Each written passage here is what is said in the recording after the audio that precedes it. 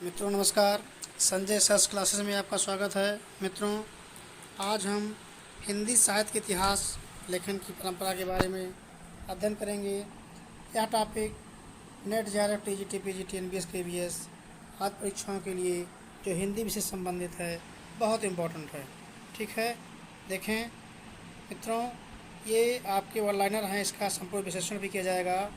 तो हिंदी साहित्य के इतिहास के बारे में देखें कि हिंदी साहित्य के इतिहास के लेखन का सबसे पहला प्रयास किसने किया था। तो आप जानते हैं मित्रों कि गारसा ताशी थे। अच्छा, गारसा ताशी थे। गारसा ताशी कहाँ के थे, ये प्रश्न बन सकता है। तो फ्रेंच के थे। ठीक है, हिंदी साहित्य के इतिहास जो ताशी जी ने लिखा था, गारसा ताशी ने लिखा था, वह किस भाषा में? फ्रेंच भाषा में। फ्रेंच के थे तो भाषा भी फ्रेंच भी रही होगी, इस भाषा में लिखे थे फ्रेंच भाषा में। फिर यहाँ से एक और पूछ सकते हैं कि इनकी पुस्तक, ताशी जी की पुस्तक का नाम, तो इनकी पुस्तक का नाम था इस्तवार द ला लिटरेच्यूर हिंदुस्तानी।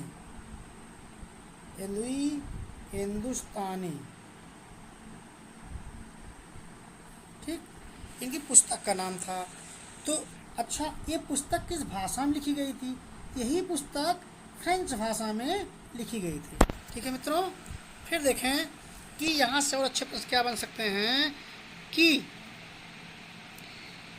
इस्तवार द ला लिटरेच्यूर हिंदुस्तानी जो पुस्तक है कितने भागों में विभक्त थी? तो दो भागों में। कितने भागों में? दो भागों में। ठीक है, दो भागों में विभक्त थी। तो इसका प्रकाशन 1839 और 1847 में हुआ था। ठीक है, फिर इसका प्रथम संस्करण था। फिर द्वितीय संस्करण के बारे में पूछता है कि इस पुस्तक का द्वितीय संस्करण जो है, इस पुस्तक का द्वितीय संस्करण जो हुआ था, ये कितने भागों में विभक्त हुआ था? द्वितीय संस्करण 3 भागों में विभक्त था। तो ध्यान दीजिएगा, 3 भागों में विभक्त था। इसका प्रकाशन 1871 ईस्वी में था। तो प्रथम संस्करण के जो प्रकाशन हुए थे 1839-47 में 2 भागों में था। द्वितीय संस्करण 3 भागों में था 1871 ईस्वी में। ताशी जी की पुस्तक है। फिर देखें, ताशी की पुस्तक से एक प्रश्न बन सकता है कि ताशी जी ने अपने ग्रंथ में, गारसा ताशी जी ने अपने ग्रंथ में कितने कवियों का उल्लेख किया है या कितने कवि को रखा है? बहुत इंपॉर्टेंट प्रश्न है। 738, बहुत इंपॉर्टेंट है। कितने कवि को उन्होंने रखा है? फिर पूछ सकता है कि 738 में से कितने हिंदी के थे? तो 72 कवि जो थे वो हिंदी के थे और शेष उर्दू के थे। ठीक, फिर ध्यान दें, एक प्रश्न और अच्छा बन सकता है कि गारसा ताशी के ग्रंथ का हिंदी में अनुवाद किसने किया था? तो मित्रों ध्यान दें, इनकी जो ग्रंथ थी इस्तवार द ला लिटरेच्यूर हिंदुस्तानी, इनके ग्रंथ का अनुवाद लक्ष्मी सागर वार्ष्णेय ने किया था। डॉक्टर लक्ष्मी सागर वार्ष्णेय ने किया था। बहुत अच्छा प्रश्न है, कब किया था? तो 1952 में किया था। ठीक है, तो यहाँ से मुख्य रूप से जो प्रश्न बनेंगे कि इनकी पुस्तक कौन सी थी, किस भाषा में थी, ये कहाँ के थे, कितने कवियों को इन्होंने रखा है। ठीक है, और इसका प्रकाशन कब हुआ था, प्रथम संस्करण का प्रकाशन कब हुआ था, द्वितीय संस्करण का प्रकाशन कितने भागों में हुआ था। तो यहाँ से इतने प्रश्न आपके बन जाएंगे। ठीक है, फिर आप देखिए कि हिंदी साहित्य के इतिहास की लेखन की परंपरा में हिंदी भाषा में लिखा गया प्रथम ग्रंथ कौन सा है? तो भाषा काव्य संग्रह। ठीक है मित्रों, कौन सा है? भाषा काव्य संग्रह। ये हिंदी भाषा में है। वो जो पहले थी इस्तवार दलाल हिंदुस्तानी और फ्रेंच भाषा में थी। अच्छा, भाषा काव्य संग्रह के लेखक का नाम पूछेगा तो इनके लेखक का नाम बताएं। भाषा काव्य संग्रह तो महेश दत्त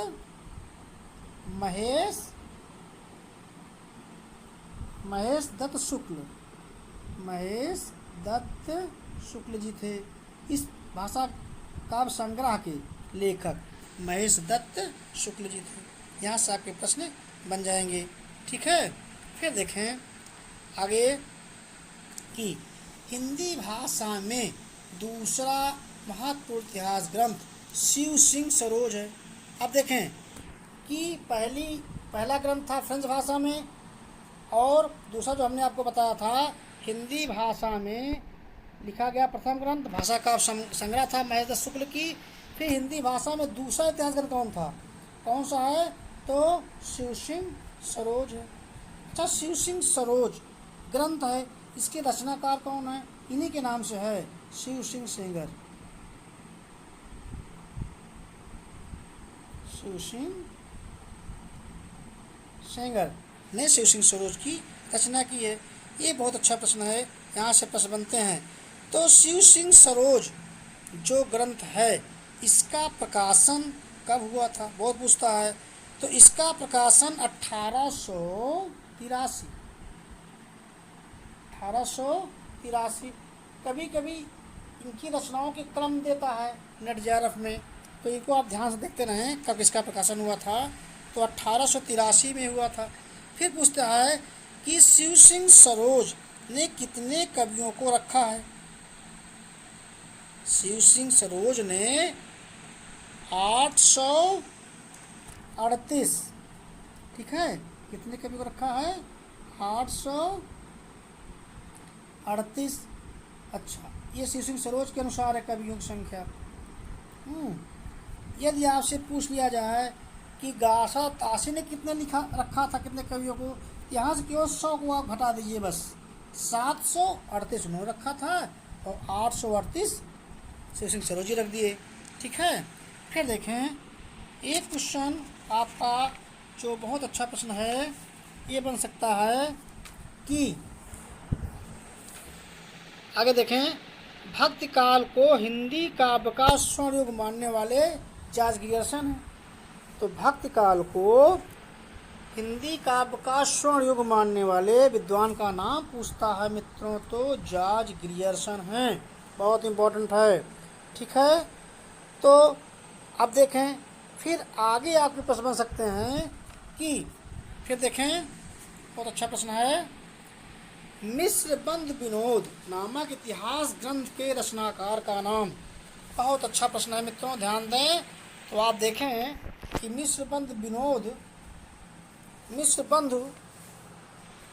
ध्यान दें मित्रों कि मिश्रबंध विनोद नामक इतिहास ग्रंथ के रचनाकार का नाम क्या है? मिश्र बंधु हैं। ठीक है, मिश्र इस तरह लिखा जाएगा मित्रों, ध्यान दीजिएगा, मिश्र बंधु हैं। ठीक है, तो मिश्र बंधु में अब बंधु हैं तो कई भाई होंगे, कौन कौन से हैं ध्यान दें, इसमें ध्यान देंगे कौन कौन से कवियों को नाम भी कोई पूछता है। तो पहले थे गणेश जी हो गए, गणेश बिहारी, ये प्रश्न पूछता है मिश्र बंधु में कौन से नहीं हैं। तो आप जब 3 का नाम जानते रहेंगे कि वो 3 भाई थे तो आप आसानी से निकाल लेंगे। गणेश बिहारी, श्याम बिहारी, दूसरे थे श्याम बिहारी,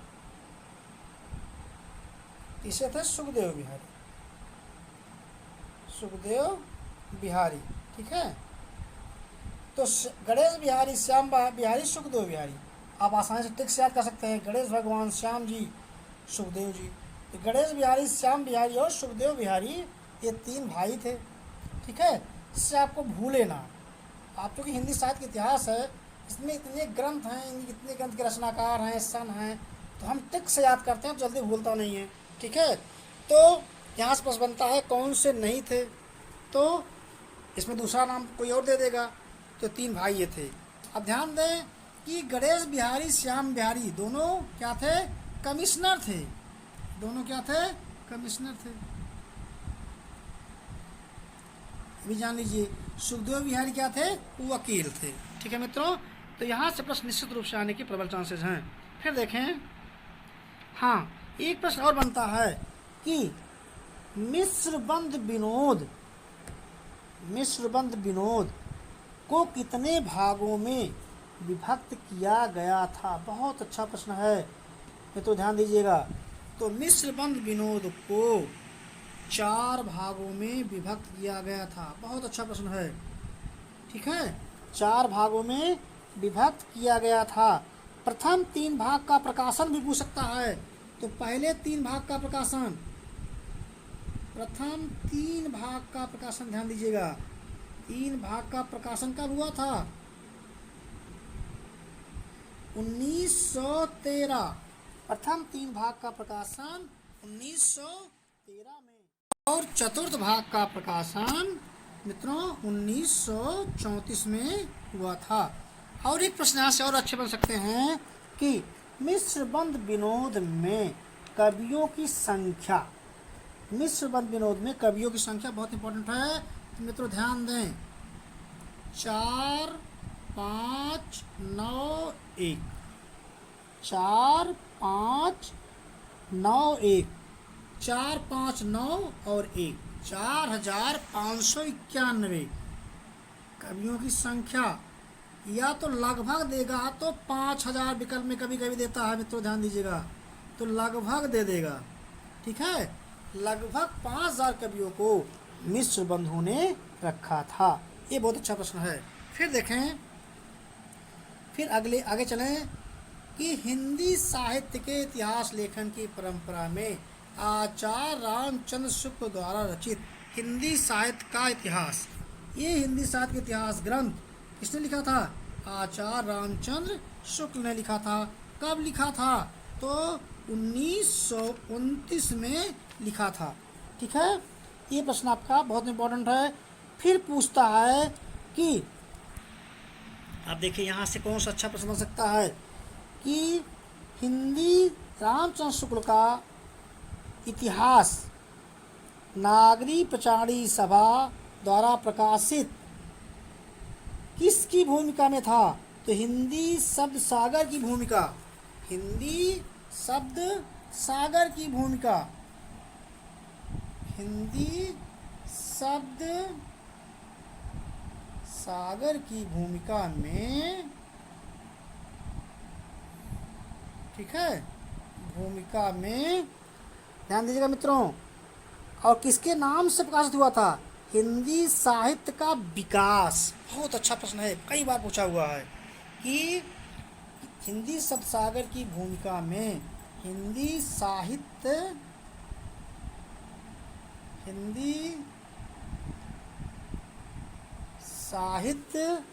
का विकास नाम से प्रकाशित हुआ था। तो आप कंफ्यूज मत होइएगा मित्रों, ध्यान दीजिएगा कि पूछता है कि शुक्ल का इतिहास ग्रंथ नागरी प्रचारी सभा द्वारा प्रकाशित, कहाँ से प्रकाशित हुई था? नागरी प्रचारी सभा से प्रकाशित हुआ था। किसकी भूमिका में? तो हिंदी शब्द सागर की भूमिका में। किस नाम से? हिंदी साहित्य का विकास नाम से। बहुत इंपॉर्टेंट है, हिंदी साहित्य का विकास तो रख लीजिए, ये पेपर में रहता है, ठीक है। हिंदी साहित्य के विकास नाम से 1929 में प्रकाशित हुआ था, ठीक है। फिर देखें, एक प्रश्न बनता है यहाँ से कि शुक्ल जी ने, आचार्य रामचंद्र शुक्ल जी ने काव्यवृत्त संग्रह संज्ञा से अभिहित किया है। काव्यवृत्त संग्रह, अब बताएं, काव्यवृत्त संग्रह, ये बहुत अच्छा प्रश्न है। तो काव्यवृत्त संग्रह में किन किन कवियों को उन्होंने रखा है, ये प्रश्न पूछता है। तो शिव सिंह सेगर, जॉर्ज ग्रियर्सन और मिश्र बंधुओं के इतिहास को रखा है। किनके इतिहास को? शिव सिंह सेगर,